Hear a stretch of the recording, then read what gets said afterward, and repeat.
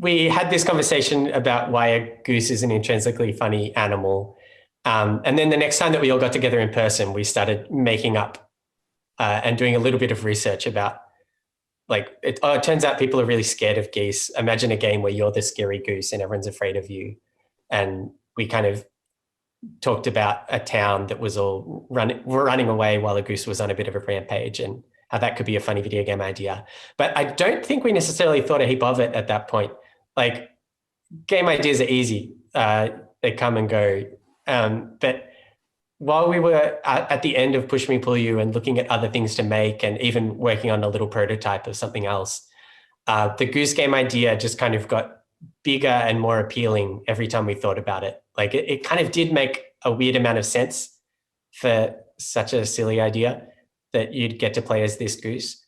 And then after a while, I remember one afternoon where we just sat down and said, look, what we're working on at the moment, these prototypes aren't really going anywhere. What if we just try and make the Goose Game? And even if that turns out to be too big or too weird or falls apart, at least it'll be funny to work on for a while.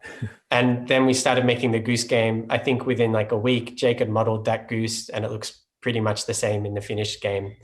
And we just never stopped adding things to the Goose Game and didn't look back.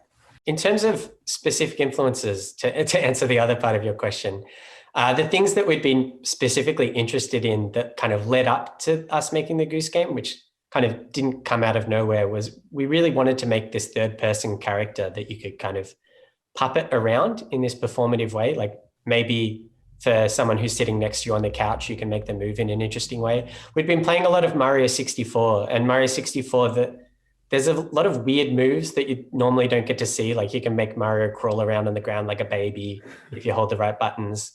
I think you have to tilt the stick just the right amount, but not too much. And you can have a lot of fun just performing Mario like he's a little, player, and the people on the couch are your audience. So we kind of wanted to make a game that felt a bit like that. And we'd also been very interested in the idea of filling a game with lots of everyday objects, like things that you might find in your house, 3D modeled, and you get to go and play with them and push them around as physics objects and stuff. So I think one of the reasons why the Goose idea was appealing was because it gave a lot of context to this particular goals that we had of being this third person performative character who got to interact with a bunch of everyday objects.